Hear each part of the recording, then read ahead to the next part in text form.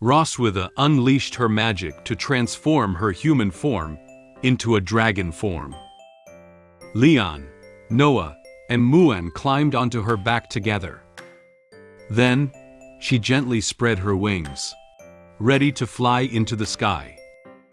Purple magical energy surrounds her wings. Subsequently, Roswitha leaped vigorously and flapped her wings, flying towards the distant sky. The strong wind blew Isa's clothes and hair up, but she didn't care at the moment. She raised her hand and waved at them, bidding them farewell. Safe travels. Although Isa gradually lost sight of their figures, she still heard Mune's voice clearly. "Goodbye, Auntie." She could guess that Muin was waving at her while saying goodbye to her. After seeing the figure of Roswitha gradually fading away, and not hearing their voices, Isa returned to the castle. Due to the departure of Roswitha and her family, the castle appeared particularly quiet, and even somewhat empty. At this moment, the sunlight happened to shine on the room where Leon and Roswitha had lived together. A sound of high heels came from the hallway. Isa is walking towards the door of the room with a good mood. She muttered to herself while recalling the scene of her interaction with Noah and Muin just now. The young dragons are really interesting. I don't know when they can have another child. She is very much looking forward to having another child with Roswitha. Probably wanting to see the layout of the room again. She entered this room. She put her hand on the doorknob with a smile, ready to open the door of the room. However, what Isa didn't know was that a toy spider was placed on top of the doorframe. It stayed quietly on the doorframe, as if it was waiting patiently for the next person to come along who opened the door to this room. Then, Isa opened the door to the room, and the toy spider moved with the door.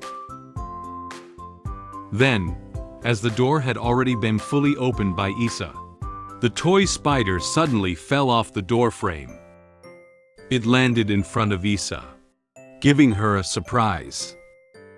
Isa was immediately startled by the toy spider in front of her. Although her reaction was not as strong as that of Roswitha, she was also a bit surprised by its sudden appearance. Isa calmly took the toy spider off the rope and grabbed it in her hand. Although the toy spider did not leave any information about who put it here, she could still guess who did the surprise. After all, she personally placed this spider on the bed where Leon and Roswitha slept together. Her purpose in doing this is also to promote their relationship. She muttered to herself while looking at the spider. That guy is so eager to protect his wife. At this moment, Leon sitting on the back of Roswitha sneezed loudly. His body seemed to sense Isa whispering about him. Her sister has already noticed the surprise I left specifically for her, right? Leon closed his eyes and touched his nose. The spider placed on the doorframe was actually put on by Leon. He seemed to have guessed that Isa had already discovered the gift he had left for her. This is a small revenge against her. At this moment, due to the long time it takes for them to fly home, Noah and Muin sitting next to Leon were already feeling exhausted.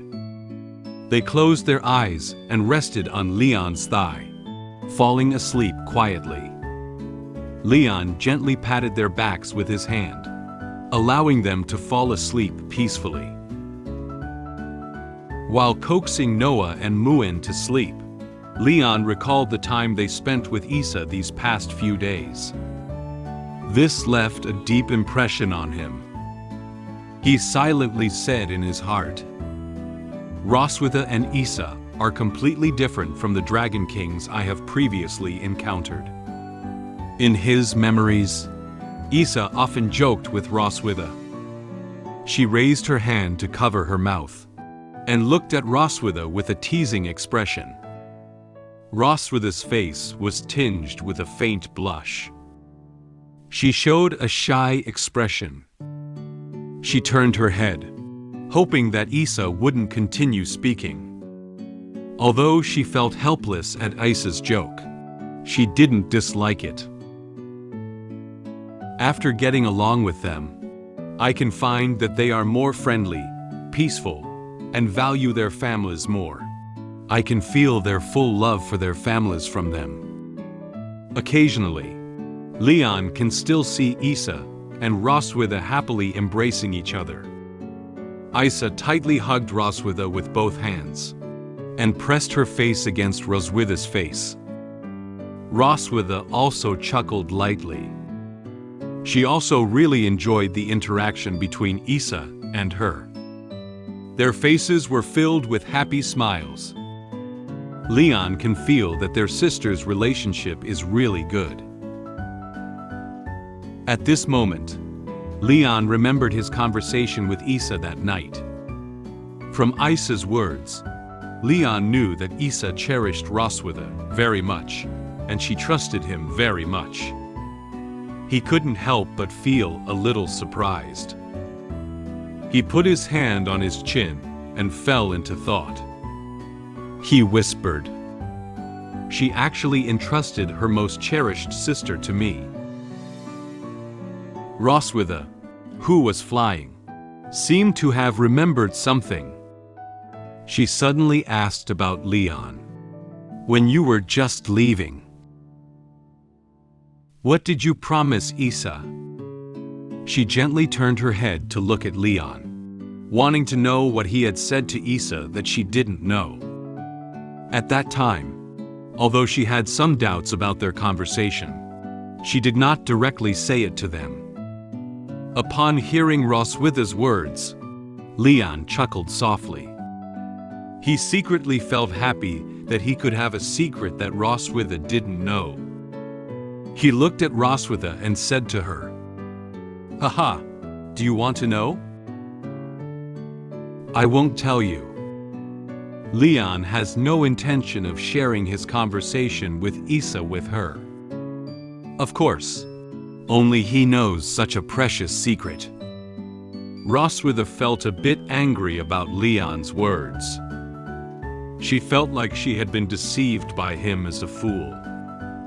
She said to him with an angry tone, "You!"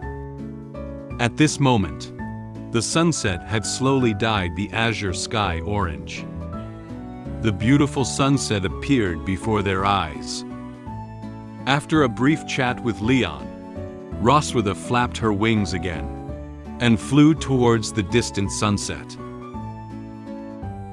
After a long flight, they finally arrived at the Silver Dragon Castle. It's already evening now. Night has fallen, and the stars have added a touch of decoration to the dim night. Inside the castle, there are still some rooms with lights on, as if illuminating their way back to their rooms. After changing into their pajamas, Noah and Muin took each other's hands and fell asleep together. The steady sound of breathing came from their mouths. They all had smiles on their faces, as if they were very happy with today's trip. Although they are tired today, they are very happy to be able to go to Issa's house to play. After confirming that Noah and Muin were completely asleep, Roswitha walked out of their room and gently closed the door. Leon stood quietly at the door. He didn't go back to his room. It seemed like he was intentionally waiting for Roswitha to come out. He leaned against the wall with a smile on his face, as if he had thought of something interesting. As Roswitha turned to retreat to her chambers, Leon's voice halted her steps. "Oh, Roswitha turned her head with a puzzled expression and looked at Leon. She didn't know what else Leon had to discuss with her. Leon gave a mischievous smile and said to Roswitha, "Can you give me a live performance of the one shown in yesterday's video?" He seems to be still thinking about how to retaliate against her. It's time to mention one of his habits here. Leon's revenge plan for today: to use shameful experiences to mentally strike Roswitha and prevent her from sleeping well. I love bath time. It keeps me fine. Scrubbing my tail and bubbles so shine. Leon clenched his hand into a fist and used it as a microphone. He imitated the scene of Roswitha taking a shower when she was a child, while singing the song she had sung before while taking a shower. In the video he watched, when she was a child, Roswitha applied shower gel to her body and rubbed bubbles. She wore a happy expression and sang her favorite song, "You." Upon seeing Leon's movements, Roswitha immediately felt a surge of anger. She quietly clenched her fist, wanting to punch him. She looked at him with angry eyes and was dissatisfied with his behavior. Angry flames burned fiercely behind her. Easter egg. After returning to the room, Roswitha opened the gift that Isa had given her. There was a very slim-fitting swimsuit in the gift box. She felt very happy holding up this swimsuit. She silently thought in her heart, "Next time, I take children to the beach to play." Hi!